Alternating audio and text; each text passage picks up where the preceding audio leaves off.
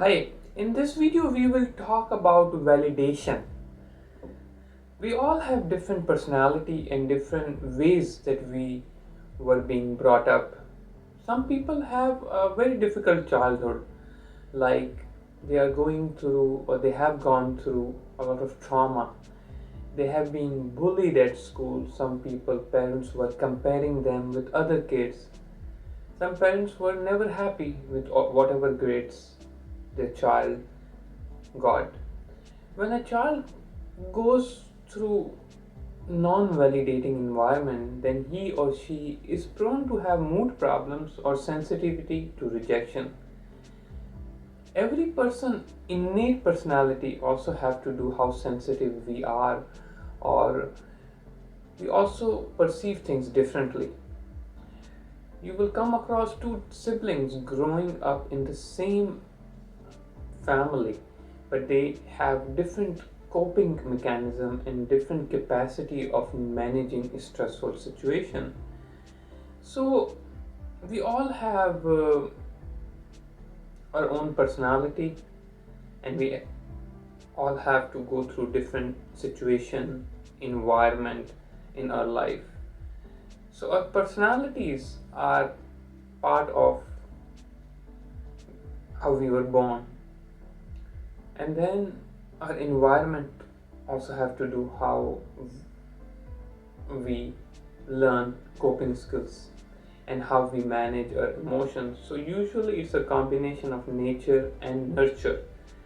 Nature is how we were born with, what kind of genes we received, what kind of personality we had, and then the nurture is what environment we got while growing up. And as a child we don't have control on our environment, the school we go to, our parents, our friends.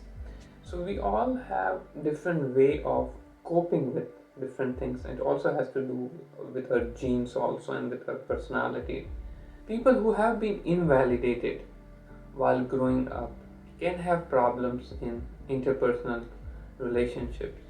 It's always a good idea to use validation skills with everyone. To validate someone, we need to do the following things so anyone and everyone around us feel that you are there, you are listening to them, and then you feel that you are not judging them. So it does help using validation feeling or validation techniques with anyone, and it does help quite a bit in our relationships, in our family relationships, at work relationships. So even if someone has a good childhood and they did not suffer from trauma, even if you use these validation skills, that will also help them. So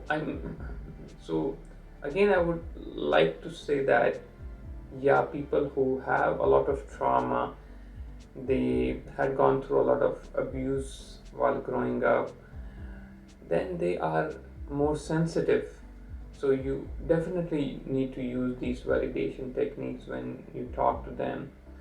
But it's always better to use these techniques in a on a fairly regular basis if even someone has not gone through trauma. So the first thing you would like to do is to pay active attention. First, we need to make sure that we pay active attention and not to get distracted, like not to talk to someone and looking around, watching TV, checking our email, checking our text messages. It shows to the other person that we are not interested in talking. We need to show the other person that they have our full undivided attention, and we are there to listen to their conversation, and we are there to talk to them. The second thing you would like to do is to reflect back.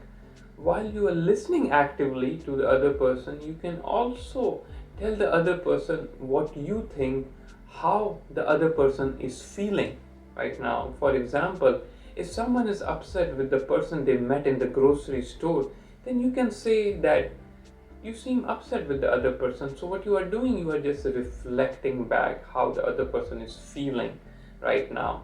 That also shows that you are being in the moment, you are there, you are listening to that other person. And then you can also show genuineness. Tell the other person that you feel sorry to hear what a difficult day they had, uh, or they are not doing well, or the situation is not easy. So you will show them that you are there and you genuinely care about them. And again, the fourth thing which is very important is try not to problem solve unless you first validate their feeling or the other person asks you to problem solve the situation. A lot of time what happens, someone comes to us and say, I had a bad day, and the person tell us what kind of things they have gone through. In our mind is that, oh, it's pretty easy to problem solve this situation. Let me tell you how to problem solve this situation. The other person is not telling you to problem solve the situation. The other person would like you to just be there, listen to them uh, in a genuine fashion, validate their feelings, and just listen to them. And if the other person is asking you to problem solve the situation, then problem solve the situation. So make sure that you don't jump into problem solve. And if you have to problem solve, then first validate their feelings, validate and what they are going through, be in the moment, not to get distracted. Show them that you are there for them, and then you can problem solve if you have to problem solve, but never problem solve right away, because it will show that to the other person that you are just trying to fix the problem rather than to listen to them. So listen to them in an empathic fashion, and then problem solve if you have to, if the other person has asked for the problem solving. But first validate their feeling before you do anything. Thanks for watching.